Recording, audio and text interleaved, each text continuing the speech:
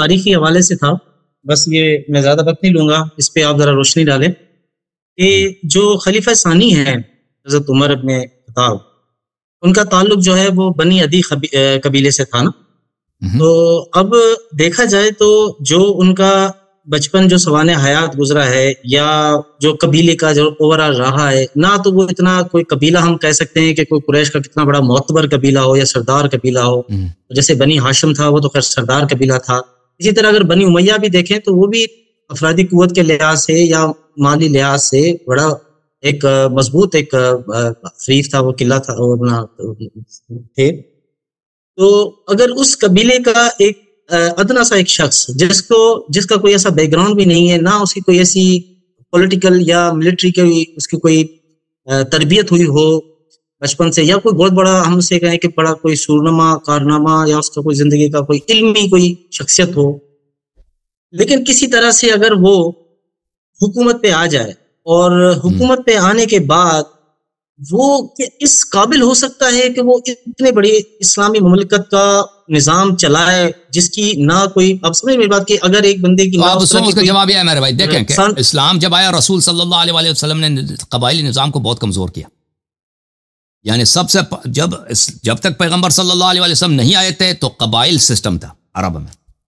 جو جتنا بڑا قبیلہ ہوگا، جس قبیلے کی جتنے افرادی قوت ہوگی، اتنا ہی وہ پاپولر ہوگا. لیکن نبی صلی اللہ علیہ وسلم کے آنے کے بعد قبائل رہے، لیکن قبائل سے زیادہ اہم جو تھا وہ اسلام تھا. نبی صلی اللہ علیہ وسلم کی جو پارٹی ہے، پولیٹیکل پارٹی ہے، اور یہ قبیلہ نہیں ہے، یہ ایک مذہب ہے، ایک دین ہے، یہ سب سے پاورفل ہے. ٹھیک ہے نا؟ اور اس پہ جو قبضہ کرے گا سب سے پاورفل وہی بنے گا. وہ ضروری نہیں ہے کہ وہ بہت بڑے قبیلے کا فرد ہو. ٹھیک ہے؟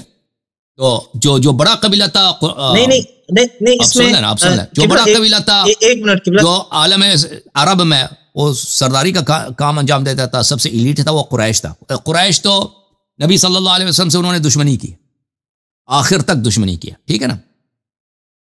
اور آخر میں یہ بالکل ذلیل ہو گئے فتح مکہ کے وقت، اور ذلت کی حالت میں ان کو کلمہ پڑھنا پڑا، اپنے دین کو چھوڑنا پڑا، اور اعتراف کرنا پڑا جتنے انہوں نے کام کیا وہ غلط ہیں. اب نبی صلی اللہ علیہ وسلم کے سامنے ذلیل غلام بن گئے، اور جتنے مسلمان تھے وہ جانتے تھے کہ قریش ہمارا دشمن ہے. اس کے 2 سال بعد رسول صلی اللہ علیہ وسلم کی وفات ہو گئی، صرف 2 سال بعد.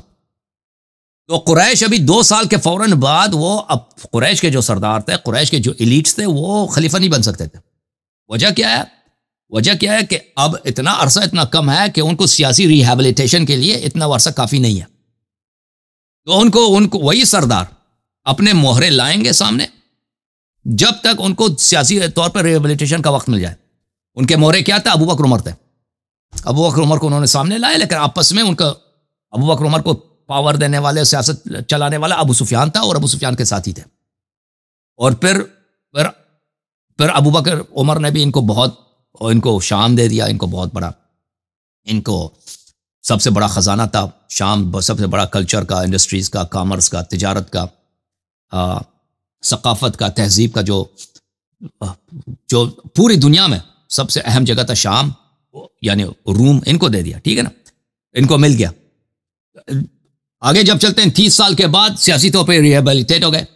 اب یہ صحابی بن گئے، مسلمان بن گئے، خلیفہ امیر المومنین معاویہ ہو گیا، اس کے بعد یزید ہو گیا. یہ دوبارہ چھا گئے قریش. سمجھ میں آئی نا بات آپ کو؟ سیاسی لحاظ سے وہ کیسے اس زمانے میں قریش جو ایلیٹ تھا وہ خود خلیفہ نہیں بن سکتے تھے، کیونکہ وہ بہت ذلیل ہو چکے تھے. نبی صلی اللہ علیہ وسلم کے وفات سے 2 سال پہلے انہوں نے کلمہ پڑھا ہے، اور ذلیل ہو کے کلمہ پڑھا ہے. اور سب مسلمان جانتے ہیں کہ ہمارے دشمن ہیں، ان سے ہماری لڑائیاں ہوئی ہیں، جنگیں ہوئی ہیں. ٹھیک ہے نا؟ تو وہ تو خلیفہ نہیں بن سکتے. خلیفہ کون بنے گا؟ خلیفہ مسلمانوں سے بنے گا. اور کون بنے گا؟ جو ضعیف قبیلے کا آدمی ہوگا، جن کو قریش کنٹرول کر سکے گا، جن کو قریش کے ایلیٹس کنٹرول کر سکے گا. اگر کوئی ایسا شخص جس کے اپنی جو بیک گراؤنڈ ہو، ٹھیک ہے نا، جو اپنی اصلیت اس کو اصیل آدمی ہو، جس کے اپنی پر قریش کو کنٹرول نہیں کر سکے گا نا. اسی لیے تو انصار کو نہیں خلیفہ نہیں بننے دیا گیا. انصار کی کیا کمی ہے؟ انصار کی تو اکثریت ہے مدینے میں. اگر ووٹنگ کے لحاظ سے دیکھا جائے، پاپولیرٹی کے لحاظ، انصار وہ بننا بھی چاہتے تھے. انصار ان کو نہیں بننے دیا گیا، کہا کہ عرب آپ کو نہیں مانے گا، قریش آپ کو نہیں مانے گا. کس کو بنایا گیا؟ ابو بکر عمر کو بنایا گیا. ابو بکر جو ہے سب سے، جو عرب میں قریش میں سب سے جو گھٹیا خاندان ہے، جو چکلوں کا کاروبار کرتے تھے.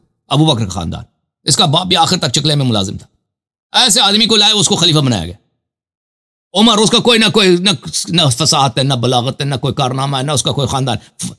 صلح حدیبیہ کے وقت رسول صلی اللہ علیہ وسلم نے عمر سے کہا کہ تم میرا الچی بن کے مکے چلے جاؤ، عمر سے کہا تھا، اس نے یہی تو کہا تھا کہ میں مکے میں میرا خاندان میں کوئی ہے نہیں مجھے پروٹیکٹ کرنے والا، مجھے نہ بھیجو۔ وہ نہیں گیا اسی وجہ کہ میرا خاندان کمزور ہے۔ تو ان کو اگر حکومت ملی ہے تو وہ بیک گراؤنڈ میں، وہ تاریخ تبری وغیرہ میں اس کے بہت شواہد موجود ہیں کہ کس طرح ابو بکر عمر کو قریش نے خلیفہ بنایا، ٹھیک ہے نا۔ تو یہ جیسے ابھی آپ کے ہاں جیسے انتخابات ہوتے ہیں نا، ابھی انتخابات ہوتے ہیں آپ کے پاکستان میں، انتخابات سے پہلے کمپین چلتی ہیں، وہاں پہ بہت داد و ستت ہوتا ہے، بہت گیو اینڈ ٹیک ہوتا ہے، گیو اینڈ ٹیک ہوتا ہے کہ بھئی خلیفہ کون بنے، ٹکٹ کس کو ملے گا، پارلیمنٹ میں آئیں گے کون کس کو ووٹ دے گا۔ نبی صلی اللہ علیہ وسلم کی وفات سے پہلے، وفات کے بعد، یہ بہت بڑا کمپین چلا تھا عرب میں، بیک گراؤنڈ میں، کہ خلیفہ کون، ہم کس کو بنائیں، کس طرح بنائیں اور کس کو کیا ملے گا، ٹھیک ہے نا۔ یہ اس میں اور جن لوگوں نے ان کا ساتھ نہیں دیا ان کا صفایا کیا گیا مرتدین زکوٰۃ کے نام سے، کہ مانعین زکوٰۃ، یہ مرتد ہو گئے، ان کو قتل کرو۔ یہ اس زمانے میں یہ ہوا تھا، اوکے۔ تو یہ اس کی یہ وجہ ہے میرے بھائی، اوکے، سمجھ میں آئی بھائی؟ محمد علی بھائی بات، جی آپ کی بات میں سمجھ گیا۔ ایک اس میں تھوڑا سا نقطہ جو نا مزید ہے وہ یہ کہ یہ بات آپ کی چلے ٹھیک ہے، لیکن اس کے باوجود بھی اگر ہم اس کے کارنامے دیکھیں کہ آج بھی اگر دنیا کا 100 انفلوئنشل پرسنز کے کوئی بک لکھتا ہے تو اس میں اس کا نام آتا ہے۔ پھر جو اس کے دوران حکومت میں جو اس نے اقدامات کیے ہیں، مثال کے طور پر جو ملٹری کیمپینز اس نے چلائی ہیں، ریونیو کا نظام ہے، پولیٹیکل ہے، ٹریجری کا، جوڈیشری کا، یہ جو اتنے ادارے اس نے بنائے۔ دیکھیں مثال کے طور پر ادارہ اس نے کچھ نہیں بنایا بھائی، اس کا جو سسٹم تھا عمر بن الخطاب کا، وہ یہ تھا، دیکھیں سن لیں، اس کے جو کمپین تھے ملٹری کمپینز، وہ کسی ملٹری کمپین میں اس نے خود شرکت نہیں کی۔ عمر کے آنے سے پہلے عرب لوگ، اکثریت عرب لوگ کیا تھے اسلام کے آنے سے پہلے؟ یہ ریڈرز تھے، یہ غارت کرنے والے لوگ تھے۔ عرب جو قبائل تھے نا، یہ پر ہو گیا فریز ہو جاتا ہے یہ بندہ، یہ ریڈ کرتے تھے، غارت کام ان کا غارت کرنا تھا۔ ایک قبیلہ دوسرے قبیلے پہ گئے، رات کی تاریکی میں حملہ کیا، مردوں کو قتل کیا، ان کا مال اور عورتیں چھین کے آ گئے، ٹھیک ہے نا۔ تو یہی سلسلہ ابو بکر نے مختلف قبائل سے میٹنگیں کی ہیں کہ بھئی آ جاؤ، ہم عورتیں لائیں گے، پیسے لائیں گے، کہاں سے؟ شام سے لائیں گے، ایران کا بارڈر کھلا ہے، وہاں سے لے کے آئیں گے، آپ آ جاؤ۔ تو ان کے پاس اب یہی جو ابھی اسلام سے پہلے غارت کرنے والے لوگ تھے، ابھی 2 سال سے مسلمان ہوئے، 1 سال سے مسلمان ہوئے، ان کو اب بہت ہی زیادہ لالچ دے کے تم میرے ساتھ بیعت کرو، یہ تمہیں ملے گا۔ انہوں نے ان کا ساتھ دیا، فوجیں بنائی گئی ہیں کہ جاؤ شام کے سرحد پہ حملہ کرو یا ایران کے سرحد پہ حملہ کرو۔ اور پھر اسلام کا پولیٹیکل پاور بھی ہے، ٹھیک ہے نا۔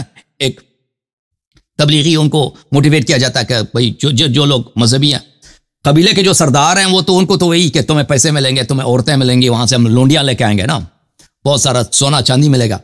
ان کو تو پتہ ہے کہ اصل جو اس زمانے میں ٹریجری تھا، دنیا کے ثروت تھی، وہ عرب میں تو نہیں ہے، وہ شام میں، ایران میں، مصر میں۔ ان کو تو پتہ تھا عربوں کو، وہاں پہ جو چیزیں افسانے، مثلا ابھی جو ہے پاکستان کے لوگوں کو پتہ ہے کہ پاکستان میں ثروت نہیں ہے۔ ثروت کہاں ہے؟ ثروت امریکہ میں۔ ثروت کہاں ہے؟ پیسے کہاں ہیں؟ یورپ میں، ٹھیک ہے نا۔ اس زمانے کے لوگوں کو بھی پتہ تھی یہ باتیں، اچھی طرح سے پتہ تھی۔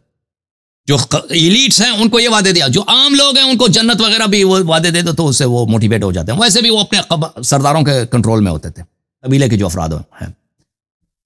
تو یہ ریڈ اس کا جو سلسلہ ہوا تھا، وہ یہی سلسلہ ہوا تھا کہ انہوں نے بارڈر کے مختلف ٹاؤنز پہ ریڈ کیے تھے، وہ انہوں نے وہ لیے تھے۔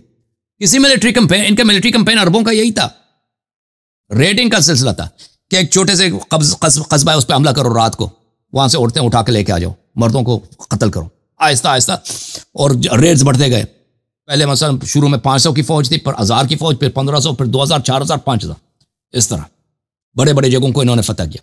پھر آپ جو کہتے ہیں نا کہ انہوں نے بڑا سسٹم بنایا، کوئی سسٹم نہیں۔ اس کا سسٹم کیا تھا؟